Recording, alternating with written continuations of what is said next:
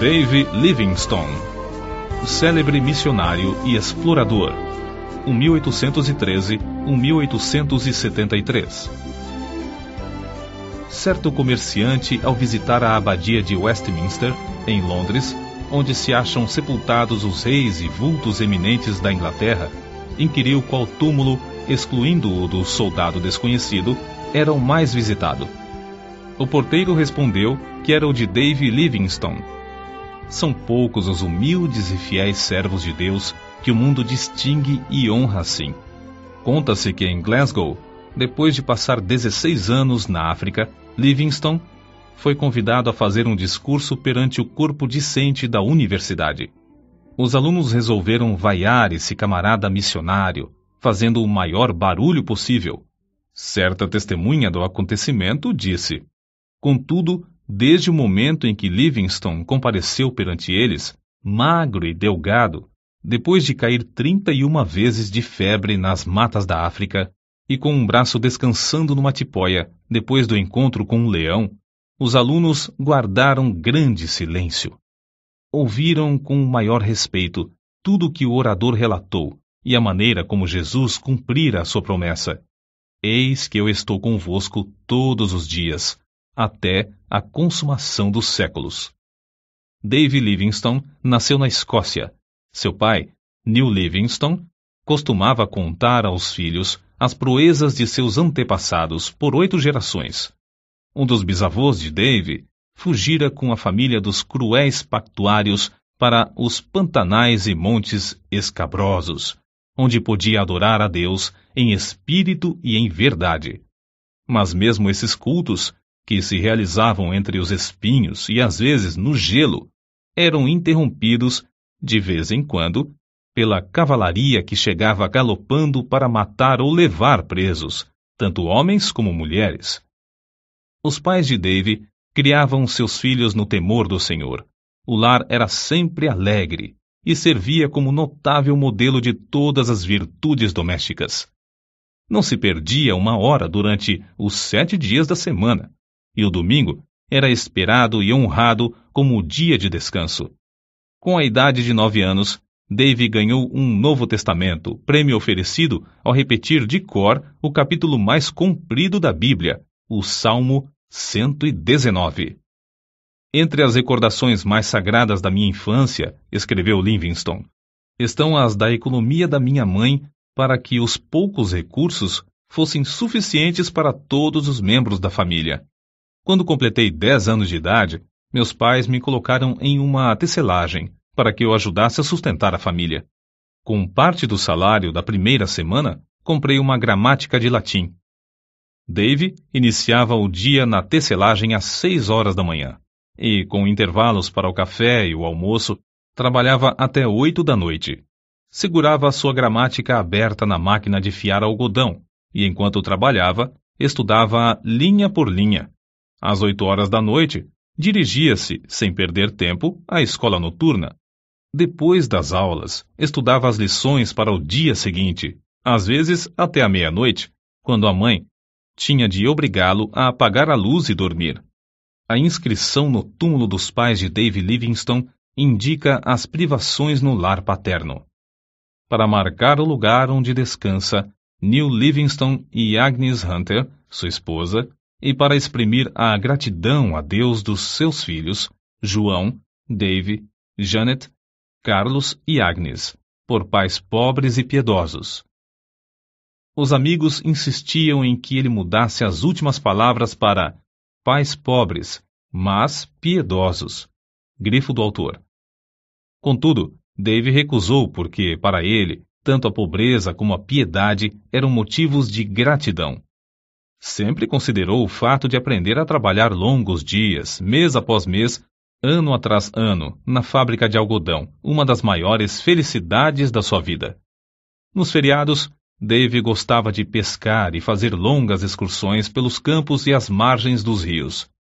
Esses passeios extensos lhe serviam tanto de instrução como de recreio.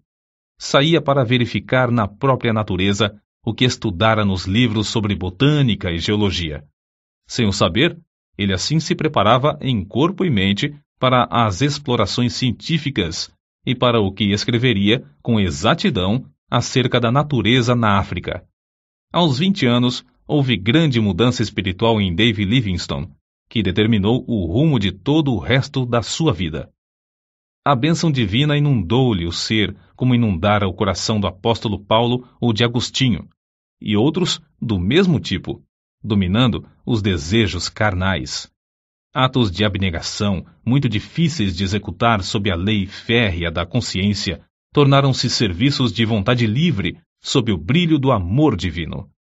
É evidente que fora movido por uma força calma, mas tremenda, dentro do próprio coração, até o fim da vida. O amor que começou a comovê-lo na casa paterna continuou a inspirá-lo durante todas as longas e enfadonhas viagens pela África e o levou a ajoelhar-se à meia-noite no rancho em Ilala, de onde seu espírito, enquanto ainda orava, voltou ao seu Deus e Salvador. Dave, desde a infância, ouvia falar de um missionário valente na China, cujo nome era Gutslav. Nas suas orações, à noite, ao lado de sua mãe, orava por ele. Com a idade de 16 anos, Dave começou a sentir desejo profundo de fazer conhecido o amor e a graça de Cristo, aqueles que jaziam em densas trevas, e resolveu firmemente, no coração, dar também sua vida como médico e missionário ao mesmo país, a China. Ao mesmo tempo, o professor da sua classe da escola dominical, Dave Hogg, o aconselhava: Ora, moço, faça da religião o motivo principal da sua vida cotidiana, e não uma coisa inconstante, se quer vencer as tentações e outras coisas que o querem derribar. E Dave assentou no seu coração dirigir sua vida por essa norma. Ao completar 9 anos de serviços na fábrica, foi promovido a um trabalho mais lucrativo. Conseguiu concluir seus estudos, recebendo o diploma de licenciado da Faculdade de Médicos e Cirurgiões de Glasgow, sem ter recebido um tostão de auxílio de alguém. Se os crentes não o tivessem aconselhado a que falasse à Sociedade Missionária de Londres acerca de enviá-lo como missionário, ele teria ido por seus próprios esforços, declarou Livingstone mais tarde.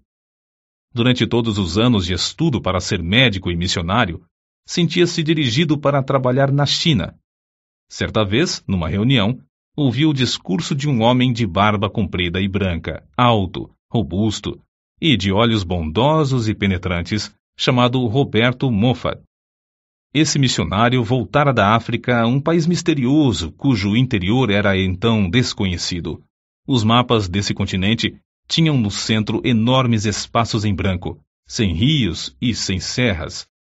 Falando a respeito da África, Moffat disse a Dave Livingstone: há uma vasta planície ao norte, onde tenho visto, nas manhãs ensolaradas, a fumaça de milhares de aldeias, onde nenhum missionário ainda chegou.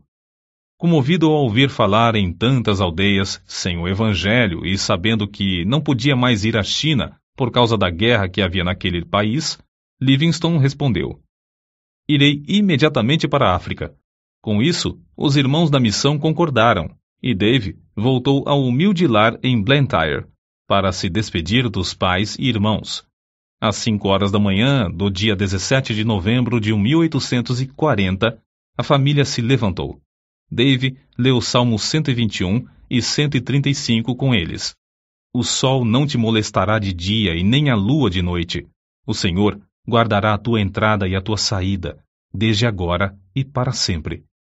Essas palavras ficaram gravadas no seu coração e o fortaleceram quando teve de suportar calor e perigos durante os longos anos vividos mais tarde na África. Depois de orarem, despediu-se da sua mãe e irmãs e andou a pé, com seu pai, que o acompanhou até Glasgow.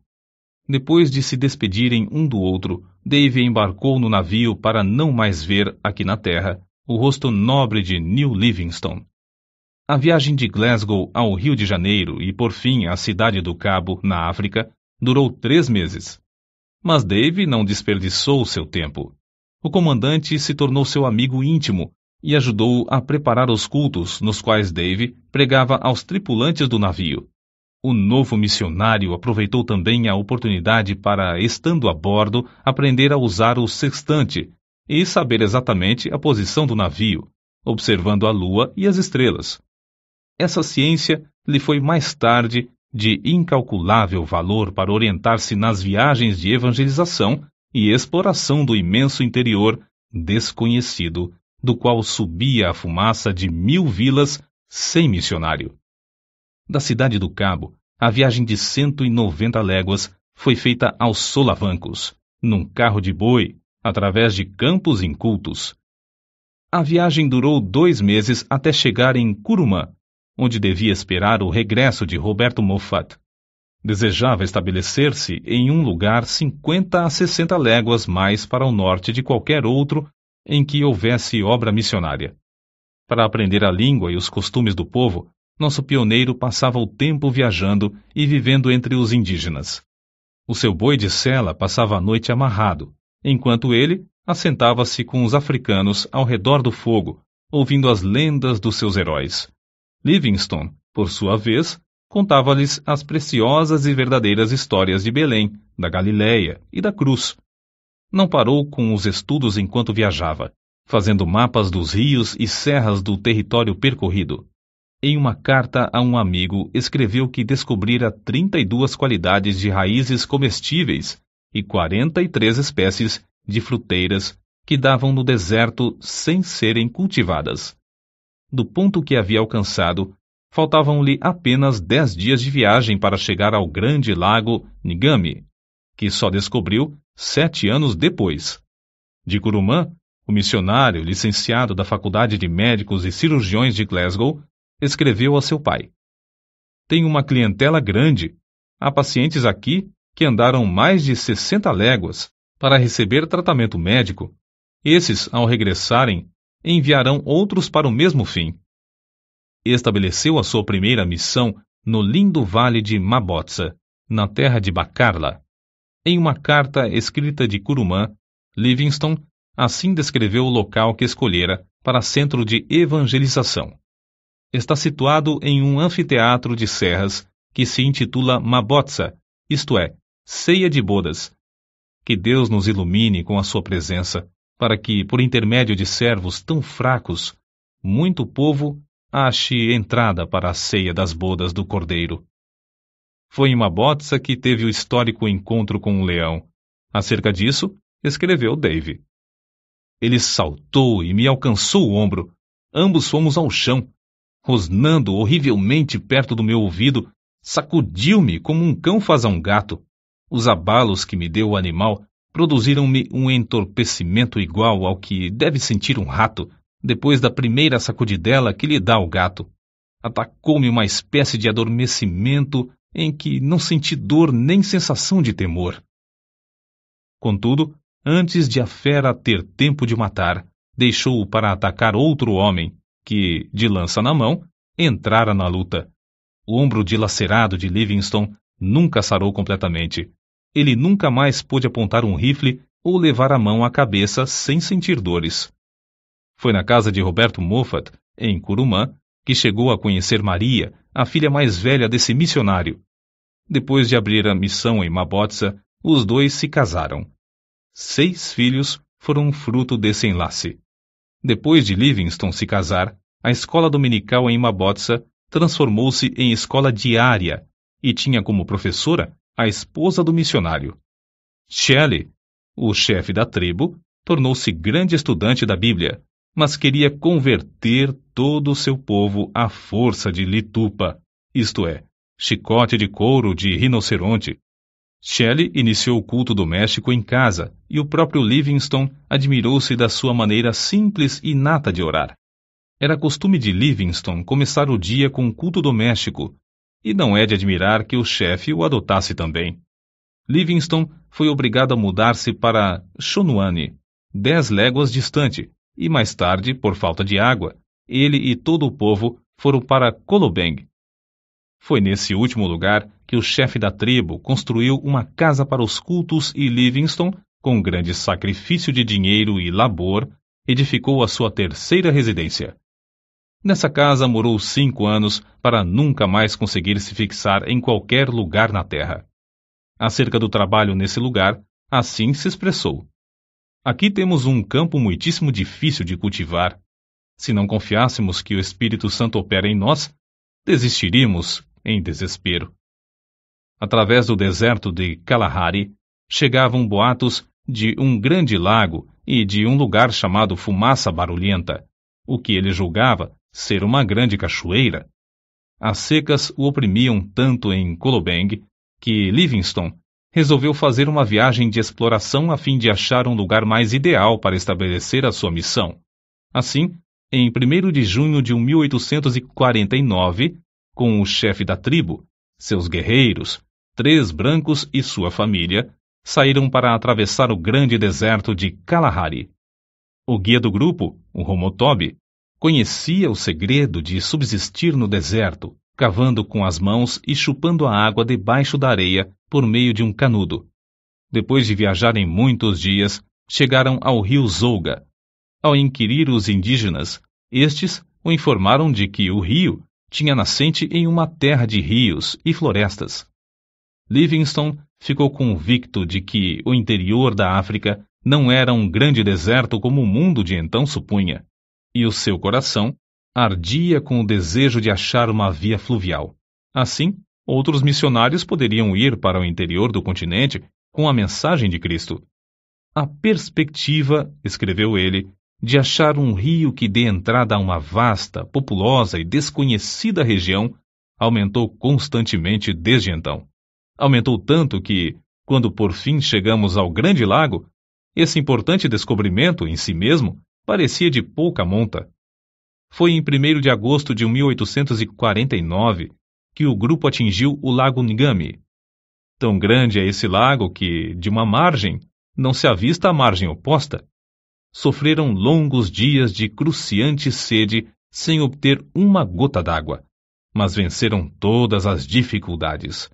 O curioso é que descobriram o Ngami enquanto outros exploradores mais bem equipados, mas menos persistentes, haviam falhado. As notícias do descobrimento foram comunicadas à Royal Geographical Society, o que lhe votou numa bela recompensa de 25 guinéus, por ter descoberto uma importante terra, um importante rio e um grande lago. O grupo teve de voltar a Kolobeng. Depois de alguns meses, porém, iniciou novamente viagem para o Lago Ngami. Não queria separar-se da sua família e levou-a em um carro de boi. Mas, ao alcançar o rio Zouga, os filhos foram atacados pela febre e ele teve de voltar com a família. Nasceu-lhe uma filha, que morreu logo de febre. Livingstone, contudo, ficou mais firme do que nunca, na sua resolução de achar um caminho para levar o evangelho ao interior da África. Depois de descansar alguns meses com a família, na casa de seu sogro em Kurumã, saíram com o propósito de achar um lugar saudável onde pudessem estabelecer uma missão mais para o interior. Foi nessa viagem, em junho de 1851, que descobriu o maior rio da África Oriental, o Zambeze, rio do qual o mundo de então nunca ouvira falar. No seguinte trecho que Livingstone escreveu, descobre-se algo do que tinham de sofrer nessas viagens. Um dos assistentes desperdiçou a água que levávamos no carro, e à tarde tínhamos apenas um restinho para as crianças. Passamos a noite angustiados, e na manhã seguinte, quanto menos havia de água, tanto mais aumentava a sede das crianças. O pensamento de elas perecerem diante de nossos olhos nos perturbava. Na tarde do 5º dia, sentimos grande alívio quando um dos homens voltou trazendo tanto desse líquido como jamais antes havíamos pensado. Livingstone, convicto de que era a vontade de Deus que saísse para estabelecer outro centro de evangelização, e com indômita fé de que o Senhor supriria todo o necessário para cumprir a sua vontade, avançava sem vacilar. Depois de descobrir o rio Zambeze, Livingstone veio a saber que os lugares saudáveis eram sujeitos a serem saqueados em qualquer tempo por outras tribos. Só nos lugares infestados de doença e febre é que se achavam tribos específicas. Resolveu, portanto, enviar a esposa para descansar na Inglaterra enquanto ele continuava as suas explorações, a fim de estabelecer um centro para a obra de evangelização. via-se forçado a estabelecer tal centro porque os boeres holandeses invadiam o território e, além de roubar as terras e o gado dos indígenas, punham em prática um regime da mais vil escravatura. Livingstone enviou crentes fiéis para evangelizar os povos em redor, mas os boeres acabaram com essa obra, matando muitos dos indígenas e destruindo todos os bens que o missionário possuía em Colobeng. Diante desse quadro, o obreiro levou sua família para a cidade do Cabo, de onde seus queridos embarcaram em um navio para a Inglaterra. Nesse tempo, quando Deus suprira todo o necessário para que a família voltasse à terra natal, declarou: Ó amor divino, eu não te amo com a força, a profundidade e o ardor que convém. A separação da família causou-lhe profunda mágoa, mas dirigiu o rosto heroicamente de novo a socorrer as infelizes tribos do interior da África. Havia 3 motivos que o aconselhavam a fazer uma viagem de exploração. Primeiro, queria achar um lugar para residir com a família entre os Barotses e evangelizá-los. Segundo, a comunicação entre o território dos Barotses e a cidade do Cabo era muito demorada e difícil, e ele queria descobrir um caminho para um porto mais próximo. Terceiro, queria fazer todo o possível para influenciar as autoridades contra o horrendo tráfico de escravos. Foi nessa época da sua vida que Livingstone, por suas proezas, tornou-se conhecido no mundo inteiro. No seu ardor, desejando que Deus lhe poupasse a vida e o usasse em abrir o continente para a entrada do Evangelho, orou assim: Ó Jesus, rogo que me enchas agora com o teu amor, e me aceites e me uses um pouco para a tua glória. Até agora não fiz nada para ti, mas quero fazer algo.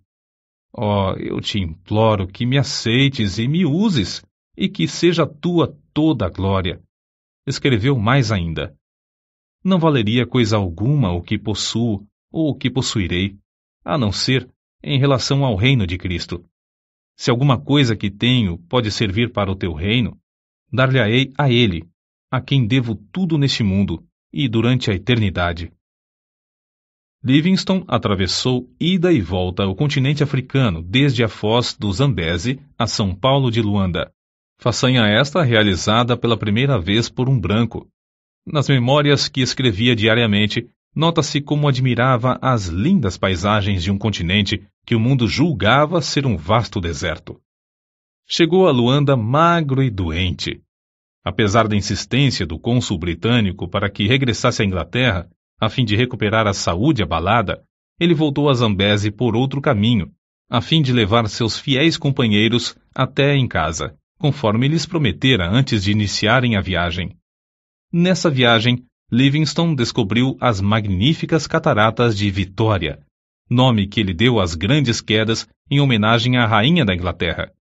Nesse lugar, o rio Zambeze tem a largura de mais de 1 quilômetro. Ali, as águas desse grande rio se precipitam espetacularmente de uma altura de 100 metros. Livingstone continuou a pregar o evangelho constantemente, às vezes a auditórios de mais de 1000 indígenas. Antes de tudo, esforçava-se para ganhar a estima das tribos hostis, por onde passava, por sua conduta cristã, em grande contraste com a dos mercadores de escravos. Sozinho, com seus fiéis macololos, caiu 31 vezes de febre nos matagais, durante um período de 7 meses.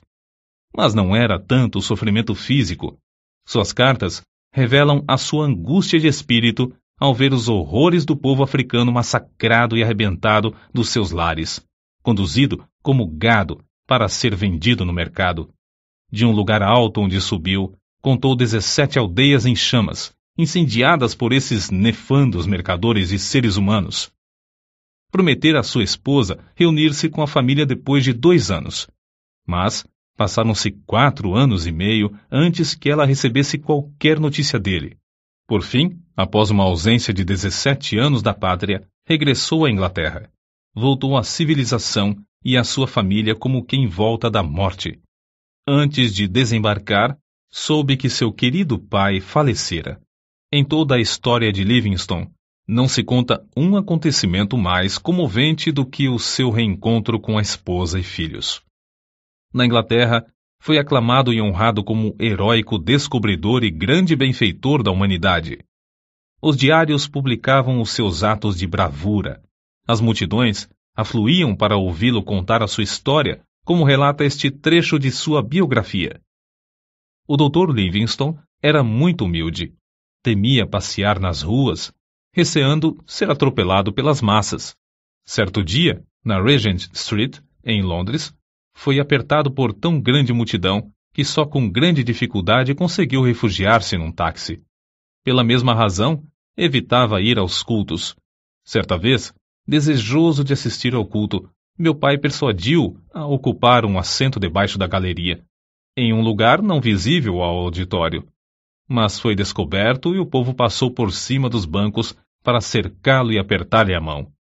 Uma das muitas coisas que levou a efeito, enquanto na Inglaterra, foi a de escrever seu livro. Viagens Missionárias alcançou enorme circulação e produziu mais interesse da questão africana do que qualquer movimento anterior.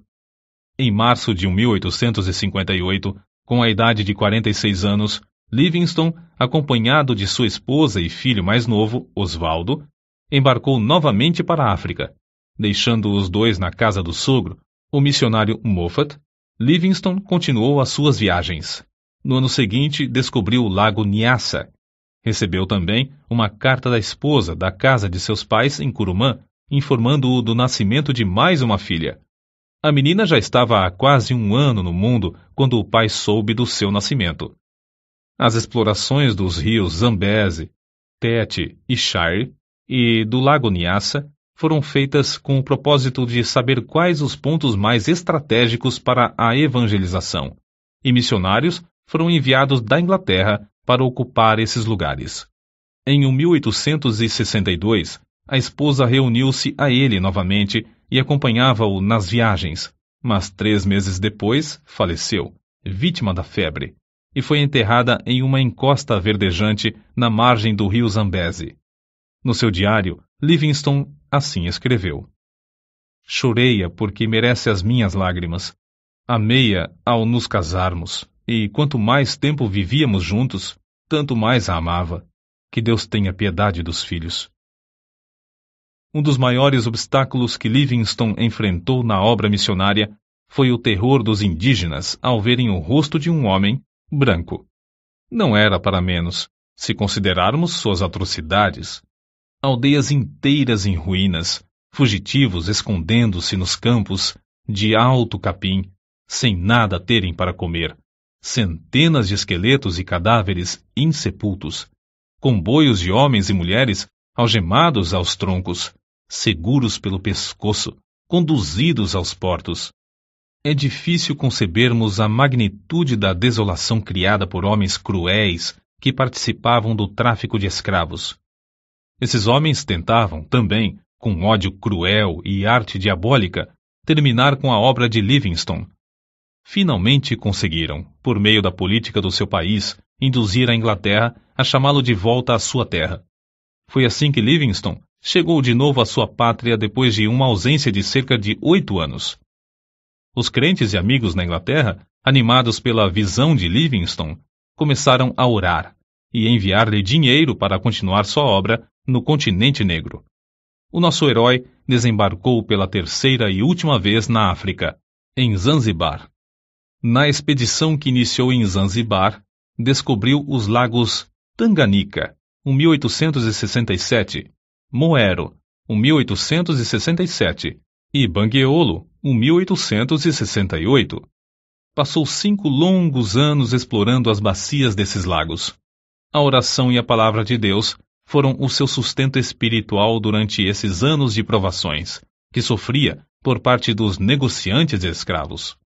Resolveu, então, fazer o possível para descobrir as nascentes do rio Nilo e solver um problema que durante milhares de anos havia zombado dos geógrafos. Sabia que se descobrisse as nascentes do famoso Nilo, o mundo todo lhe daria ouvidos acerca da chaga aberta na África, o comércio de escravos. É interessante conhecer o que ele escreveu. O mundo acha que busco fama, porém, eu tenho uma regra, isto é, Não leio coisa alguma sobre os elogios que me fazem. Ele sabia que, ao findar a escravatura, o continente se abriria para deixar entrar o Evangelho.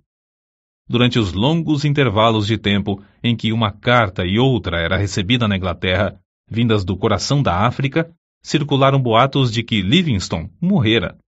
Não só os homens que traficavam escravos queriam matá-lo, mas também muitos dos próprios indígenas, por não acreditarem existir um homem branco que fosse amigo de coração.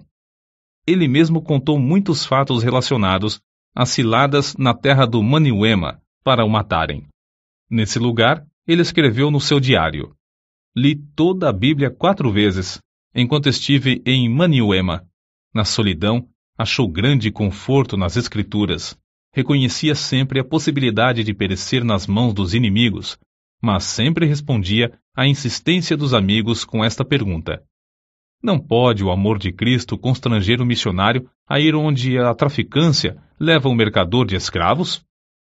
Pela primeira vez, nas milhares de léguas que caminhou, os pés do pioneiro falharam. Obrigado a ficar algum tempo em uma cabana, todos os seus companheiros o abandonaram, à exceção de 3 que permaneceram com ele.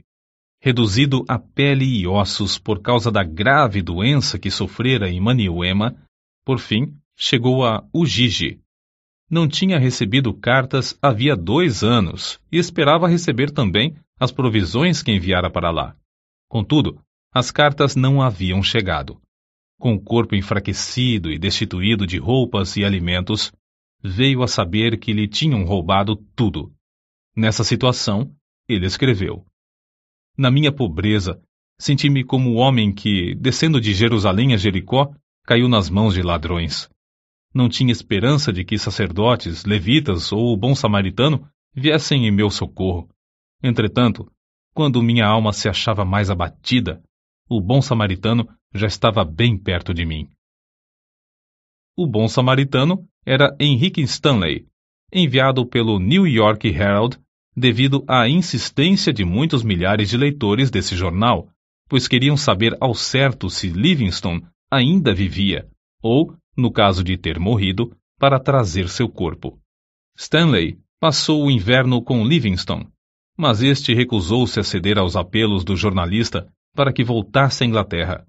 Livingstone podia voltar e descansar entre amigos, com todo o conforto, mas preferiu ficar e realizar seu anelo de abrir o continente africano ao Evangelho. A sua última viagem foi para Luapula, pois desejava verificar se esse rio era a nascente do Nilo ou do Congo. Nessa região, chovia incessantemente. Livingstone sofria dores atrozes. Dia após dia, tornava-se-lhe mais e mais difícil caminhar. Foi então carregado pela primeira vez pelos fiéis companheiros Suzy, Schumann e Jacob Wainwright, todos indígenas. No seu diário, as últimas notas que escreveu dizem: cansadíssimo fico. Recuperada a saúde. Estamos nas margens do Mililamo. Chegaram à aldeia de Chitambo, em Ilala, onde Suzy fez uma cabana para ele. Nessa cabana, a 1º de maio de 1873, fiel Suzy achou seu bondoso mestre de joelhos ao lado da cama, morto. Orou enquanto viveu e partiu deste mundo orando. Os 2 fiéis companheiros, Suzy e Schumann, enterraram o coração de Livingstone debaixo de uma árvore em Chitambo, secaram e embalsamaram o corpo e o levaram até a costa, viagem que durou alguns meses e exigiu que passassem pelo território de várias tribos hostis. O sacrifício desses valentes filhos da África, sem terem qualquer propósito de remuneração, não será esquecido por Deus nem pelo mundo. O corpo, depois de chegar em Zanzibar, foi transportado para a Inglaterra, onde foi sepultado na abadia de Westminster, entre os monumentos dos reis e heróis daquela nação. Não havia dúvida quanto ao corpo de Livingstone. Era fácil de identificar. O osso de cima do braço esquerdo tinha distintamente as marcas dos dentes do leão que o atacara. Entre os que assistiram ao enterro estavam seus filhos e o velho missionário Roberto Moffat, pai de sua querida esposa. A multidão consistia de povo humilde que o amava e dos grandes que o honravam e respeitavam. Conta-se que entre as multidões que permaneciam nas calçadas das ruas de Londres no dia em que o cortejo acompanhava o corpo de David Livingstone, havia um velho chorando amargamente. Ao lhe perguntarem por que chorava, respondeu: "É porque Davizinho e eu nascemos na mesma aldeia, cursamos o mesmo colégio, assistimos à mesma escola dominical e trabalhávamos na mesma máquina de fiar. Mas Davizinho foi por aquele caminho e eu por este. Agora, ele é honrado pela nação, enquanto eu sou desprezado, desconhecido e desonrado. O único futuro para mim é o enterro de beberrão." Grifo do autor. Não é somente o ambiente, mas as escolhas feitas na mocidade são o que determinam o destino de alguém. Não só aqui no mundo, mas para toda a eternidade. Quando Livingstone falou aos alunos da Universidade de Cambridge, em 1857, disse: "Por minha parte, nunca cesso de me regozijar por Deus ter me apontado para tal ofício. O povo fala do sacrifício de eu passar tão grande parte da vida na África. Será sacrifício pagar uma pequena parte da dívida, dessa dívida que nunca poderemos liquidar, do que devemos ao nosso Deus? É sacrifício aquilo que traz a bendita recompensa de saúde, o conhecimento de praticar o bem, a paz de espírito e a viva esperança de um glorioso destino? Longe esteja tal ideia. Digo com ênfase, não é sacrifício. Nunca fiz sacrifício. Não devemos falar dos nossos sacrifícios ao nos lembrarmos do grande sacrifício que fez aquele que desceu do trono de seu Pai, nas alturas, para se entregar por nós. Se Livingstone não tivesse adoecido, teria descoberto as nascentes do Nilo. Durante os 30 anos que passou na África, nunca se esqueceu do seu alvo principal, que era levar Cristo aos povos desse obscuro continente. Todas as viagens que realizou foram viagens missionárias. Gravadas no seu túmulo podem ser lidas estas palavras: "O coração de Livingstone jaz na África, seu corpo descansa na Inglaterra, mas sua influência continua." Gravados para sempre na história da Igreja de Cristo estão os grandes êxitos obtidos na África por Livingstone, durante um período de mais de 75 anos depois de sua morte. Êxitos inspirados, em grande parte, pelas orações e persistência desse eminente servo de Deus, que foi fiel até a morte.